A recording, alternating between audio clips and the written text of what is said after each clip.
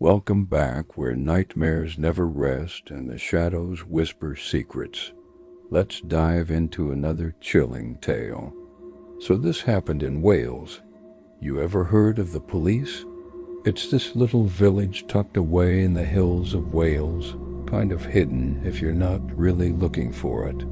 That's the thing about these places, quiet, peaceful, but something always feels a bit off. Okay, so it's not exactly in the middle of nowhere. You've got trains going by now, and then old ones that rattle like ghosts through the trees. There's a tiny station nearby, barely more than a platform and a sign, but it's there. And even though there are roads leading in and out, once you're inside the village, it's like the rest of the world gets quieter, slower, like time forgets about the place. The town is up here, but there's still plenty of woods and stuff around the area dense, winding and easy to get turned around in. The kind of place where the trees all start to look the same, especially once the sun dips low. That's how these four friends ended up getting themselves completely lost for almost 12 hours. They'd been out drinking way too much, honestly, and thought it'd be fun to take a shortcut through the woods on the way back. You know how it goes, laughing, stumbling, not really paying attention to where they were going. At first it was all jokes and messing around, but after a while the trail disappeared and the trees got thicker. Their phones weren't getting any signal, and the booze started wearing off just in time for the panic to set in. We don't know how much they had to drink because their names haven't been released, but we do know that one of them was 17 at the time, and that their night started out with a bang. The bang being that one of them brought an air rifle. Why did he bring an air rifle? Because he wanted to go hunting rabbits. And you know, if you're gonna hunt rabbits, you need bait.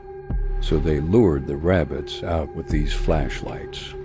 And when one of the boys saw a rabbit, he took aim, pulled the trigger, but the gun jammed. To make matters worse, the rabbit then proceeded to stare at him for about half an hour before hopping away.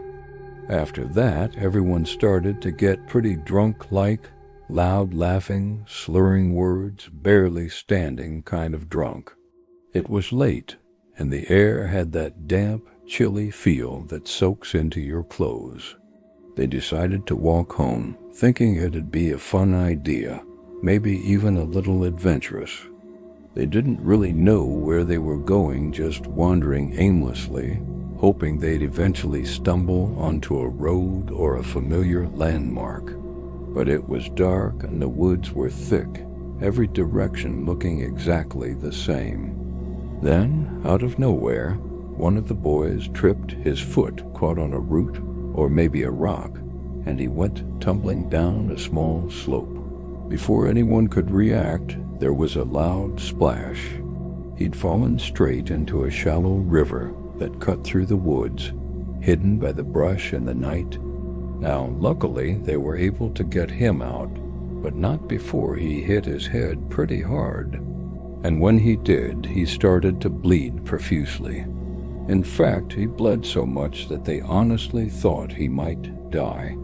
Now, to be fair to these guys, I think they were trying to do the right thing, because they started to flag down passing cars, trying to get help for their buddy.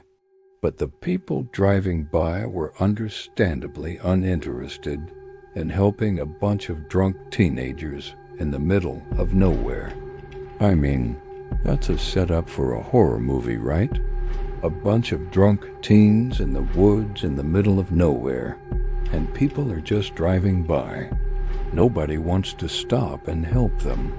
Eventually, though, someone did stop, but only because one of the boys went up to them and begged them to take them all back to the car they came in with. When the driver refused, that boy actually offered him money. And finally, that guy agreed, drove them all back to the car, and then left. And that's when things got even worse. See, when they got back to the car, they realized that one of the boys was missing. Where in the world could he have gone off to? I mean, they hadn't even realized they had lost anyone until they were back at the car. They looked around, couldn't find him anywhere, and assumed that he'd gone off to pee or something. So they sat there for a few minutes waiting for him to come back. He never did. Eventually, they got worried enough that they called the cops and told them about everything that had happened. About how one of their friends had taken a big fall, had started to bleed a lot, but then disappeared. The police listened to their story and then told them that if no one had witnessed the boy falling in the river, then it probably wasn't that serious and that he'd likely run off drunk and would be fine. The boys argued with them that they had seen him fall, that they had helped him out of the river, that he had been bleeding profusely from a head wound, but the cops weren't having it. They told them to wait another hour and see if the boy showed up on his own before they could officially file a missing persons report. Just sit tight, they said. Give it time, maybe he just wandered off and got turned around. Now, I don't know about you, but that sounds like a huge mistake. I mean, seriously, he's got a head wound, he's been drinking, and now he's missing in the middle of the woods at night. That's not something you just wait around on. Every minute counts in a situation like that. What if he collapsed somewhere? What if he was unconscious, or worse? But no, they were told to wait. And so they did, restless, pacing, staring into the dark tree line, hoping he'd come stumbling out of the woods with a dumb joke and an apology. He didn't. What if he dies out there? What if he gets injured and can't get himself out of the woods? There was no reason to wait. But those dumb cops made them wait anyway, so they waited. And while they were waiting, they started to get super paranoid, thinking that they were next. Like, what if they got lost in the woods and died? What if their bodies were never found? What if some wild animal picked one of them to eat first? They tried to stay optimistic and kept telling each other that everything was fine, that the boy would show up soon, but he didn't. After an hour, they filed the missing persons report and then had to tell the cops where they had last seen their friend, which was near some train tracks. When the officers got there, they found some blood and some tissue, but aside from that, nothing. The boys kept asking them if they had found anything, but the cops kept telling them to go home and that they'd call if they needed anything. That was weird. I mean, sure, the boy was missing, but it was clear that something had happened to him. The cops should have been searching everywhere. Instead, they were brushing it off like it was no big deal. But okay, the cops were clearly in charge, so the boys did as they were told and headed home. That's where this story would normally end, except the boy who owned the air rifle ended up getting arrested. For what?